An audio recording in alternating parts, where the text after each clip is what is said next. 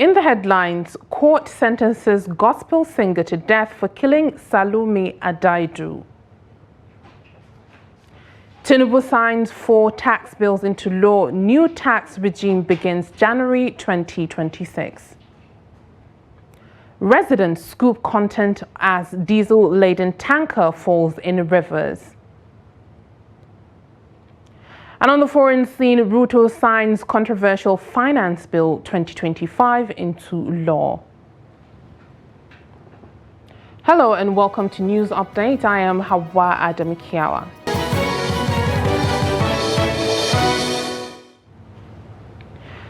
The High Court in Lafia, Nasarawa State, has sentenced Oluwatimileyin Ajayi to death by hanging for the murder of Salome Adaidu, a member of the National Youth Service Corps. He faced a single charge of culpable homicide in violation of Section 221 of the Penal Code of Northern Nigeria, which prescribes the death penalty. Justice Simon Aboki, who delivered the judgment, found Ajayi guilty of murdering and dismembering Adaidu. He was charged with a single count of culpable homicide, contrary to Section 221 of the Penal Code of Northern Nigeria, which carries the death penalty. We are able to provide circumstantial evidence which actually goes to show what transpired. So the court looked at that and also considered his confessional statement to the police, which is even the legal evidence that we are required to tender. So, and then those are the basis upon which the court made this pronouncement. First, there are sufficient circumstantial evidence that led to the conclusion that he actually killed Mrs. Salome, and also his confessional statement to the police, which was tendered without objection. The law has taken its course. Because of the peculiar nature of this case and the accelerated hearing it was given by the judiciary, we have no option.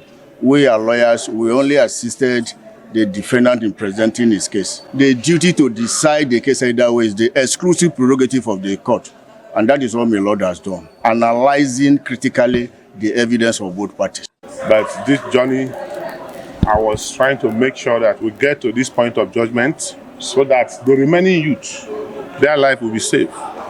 Because if we allow this kind of person to continue in the society, it will continue to cause more harm to more living souls. And that is why I am happy that he was sentenced to death by hanging.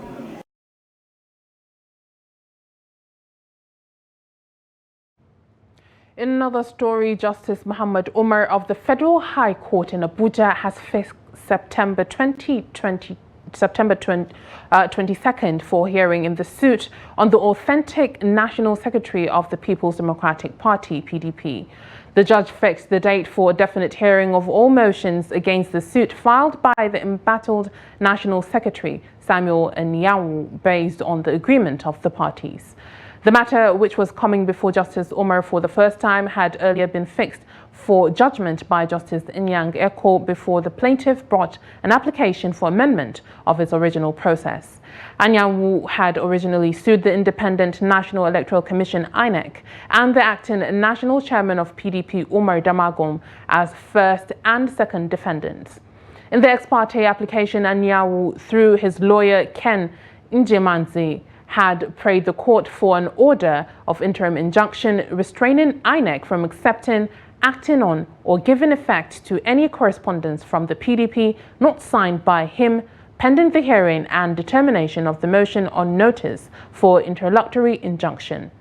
He also sought an order of interim injunction restraining Damagum from dispatching to INEC any correspondence purportedly emanating from PDP signed by the acting chair and not countersigned by him. President Bola Tinubu has assented to the 4 tax reform bills recently passed by the National Assembly. The short ceremony, which took place at the presidential villa on Thursday, was attended by the leadership of the National Assembly and some legislators, governors, ministers, and aides of the president. The four bills, the Nigeria Tax Bill, the Nigeria Tax Administration Bill, the Nigeria Revenue Service Establishment Bill, and the Joint Revenue Board Establishment Bill were passed by the National Assembly after extensive consultations with various interest groups and stakeholders.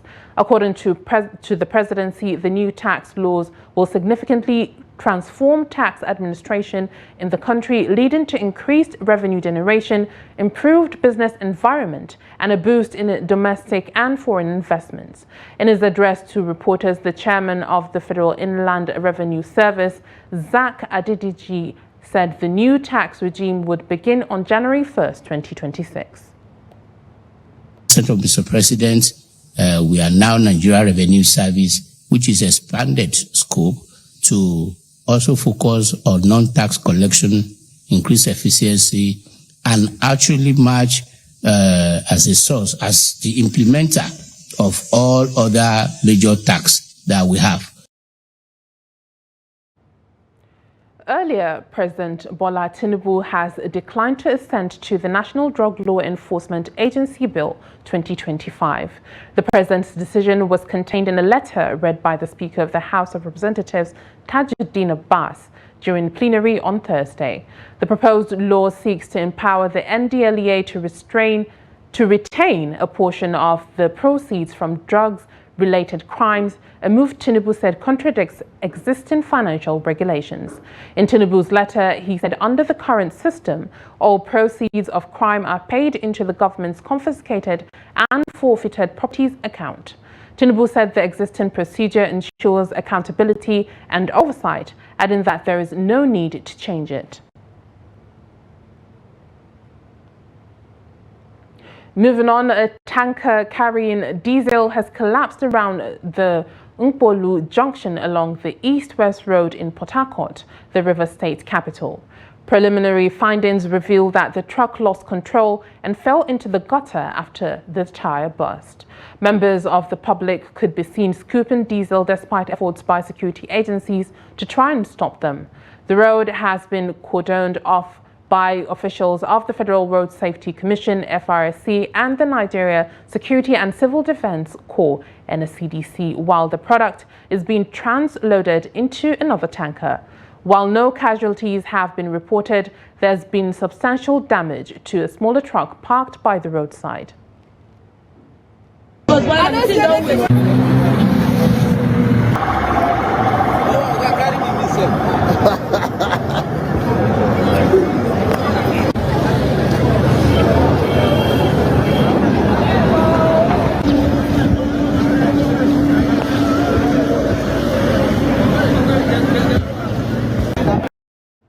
Moving to Lagos, the state government on Thursday denied any involvement in the demolition of a property in the Ikeja area of the state, which the 2023 presidential candidate of the Labour Party, Peter Obi, claimed belonged to his brother.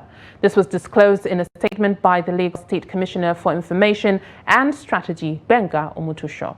It said that neither the Lagos State Building Control Agency nor any other arm of the Lagos State government carried out the said demolition.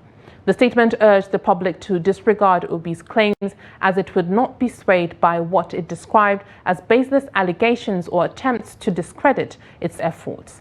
The state government, however, said it had ordered an investigation into the matter. Obi had, in a post on his official X handle on Wednesday, condemned the demolition of the property, describing it as an illegal action carried out without a court order or official permit.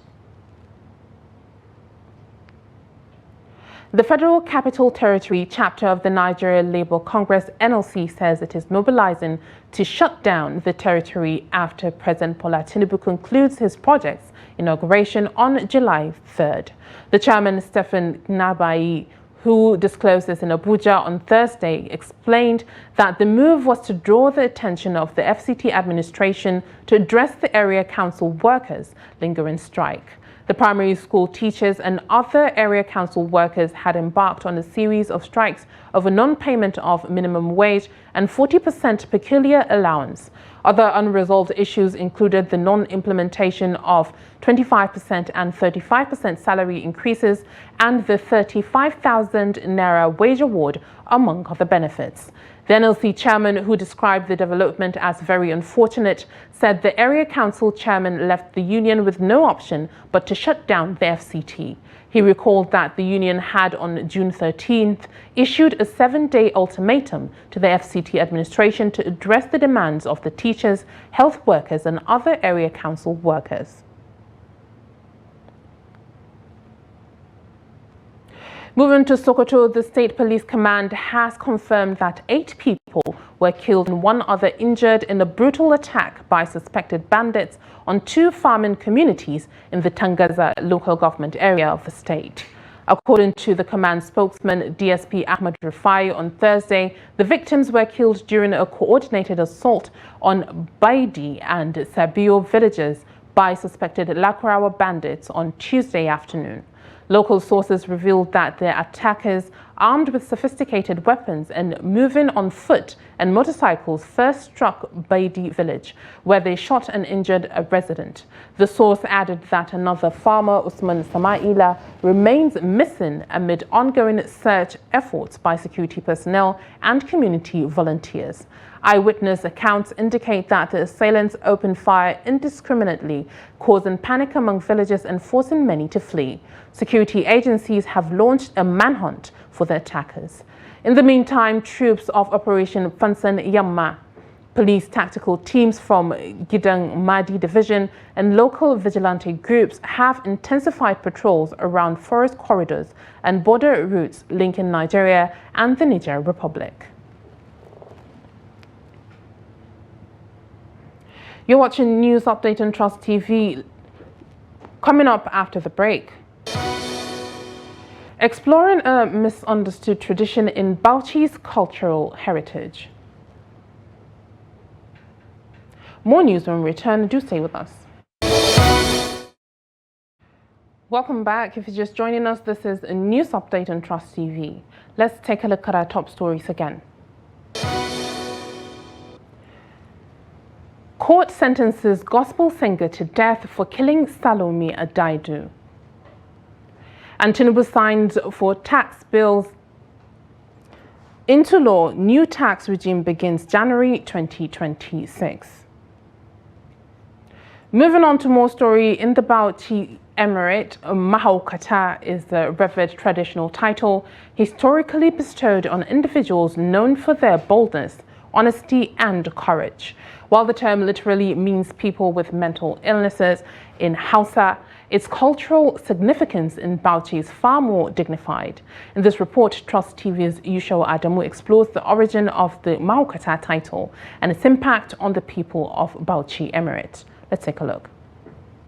Literally translated, Mahaukata means people with mental illness in Hausa. But in the Bauchi Emirate, it carries a respected cultural meaning, conferred only on individuals bold and courageous enough to speak the unvarnished truth, even to the Emir. The role of the Mahaukata is to fearlessly advise the Emir on matters affecting his subjects without fear. To akwai sauta ce da ake kiranta mahaukata. To shi wannan sauta da ake ce masa mahaukata din, wato wanne daga cikin mutanen Bununu. Mahaukata is a traditional title in Bauchi, and the origin of this title could be linked to late Malam Dauda, the first Mahaukatan Bauchi. Dauda and the Emir Ibrahim, who instituted the title, were close friends because they grew up together in the palace. Therefore, even after Ibrahim became Emir, Dauda used to advise him on so many issues whenever he heard. Worried by his attitude, one day Emir Ibrahim asked Dauda to pick a traditional title of his choice, and Dauda said, since people are calling him Mahaukachi, he wants a title that will bear the name Mahaukachi, and the Emir Ibrahim instituted the title of Mahaukata and conferred it on Dauda. The title of Mahaukata was instituted by the Emir of Bauchi, Malam Ibrahim Dan Yakubu. The first to hold it was his close friend, the late Malam Dauda. Though Dauda was not from a royal lineage, he grew up alongside Ibrahim under the care of Emir Yaqub. Their bond endured even after Ibrahim became the Emir. Dauda was one of the few who could boldly correct the Emir whenever he erred, a testament to this title's essence. Only Mahokata has the power to advise the Emir on anything affecting the people. One thing with the Mahokata is that he could advise the Emir anywhere and anytime, even in public. Mahokata is a special advisor to the Emir. Since its inception, several individuals have served as Mahokatan Bauchi. Today, Ahmed Lawal Aliyu holds the title. Despite its misleading literal meaning, he proudly bears the role and the responsibility that comes with it.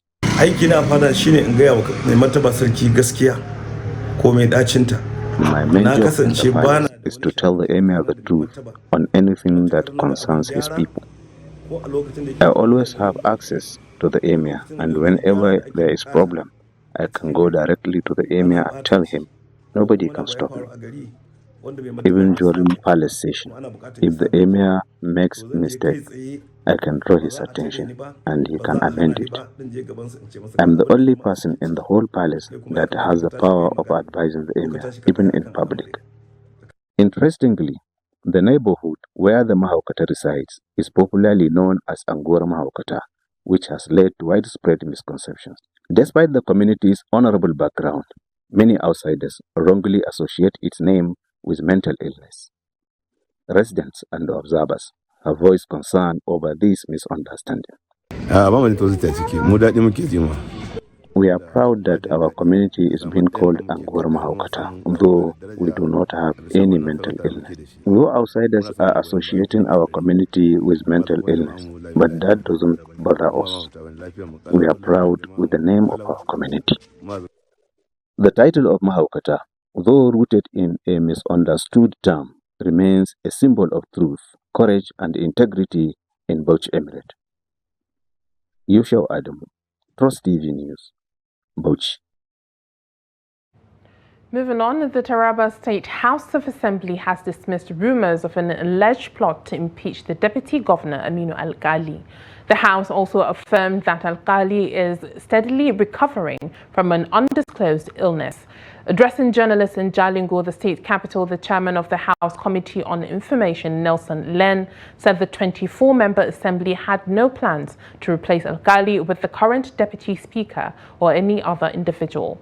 Len described the rumors as baseless and misleading, urging the public to disregard any claims suggesting that the assembly is considering removing the deputy governor from office.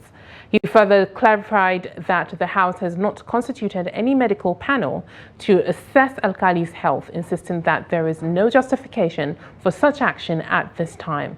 Alkali, who has been absent from public functions for more than 9 months, was recently flown back to Nigeria from Egypt and is reportedly receiving medical care in a hospital in Abuja.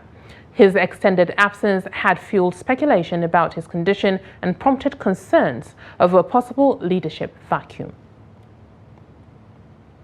Now, moving on to business, Shell on Thursday said it had not initiated a bid for BP and was not actively considering such a move. The energy firm said it was bound by UK regulations, which means such a statement bans it from making a bid for BP for the next 6 months. Reuters, citing the Wall Street Journal sources, said Shell was in talks to acquire BP, in response to which Shell said no talks were taking place. The 6-month ban on making an offer for over 30% of BP's shares can be shortened if another bidder for BP emerges or if BP invites an offer, according to the regulations.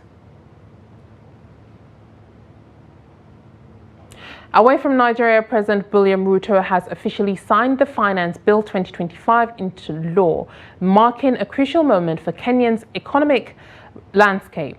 The comprehensive bill aims to streamline revenue collection, improve the business environment, and foster innovation-driven economic growth in Kenya. The Finance Act 2025 introduces several key amendments across various tax laws, including the Income Tax Act, Value-Added Tax Act, and Excise Duty Act. A significant highlight is the mandatory requirement for employers to automatically apply all applicable tax reliefs, deductions and exemptions for employees, aiming to ease the tax burden on salaried workers. This includes an increase in the daily tax-exempt subsistence allowance from 2,000 Kenyan shillings to 10,000 Kenyan shillings. Furthermore, the bill fully exempts pension and retirement gratuity payments from tax, providing relief for retirees.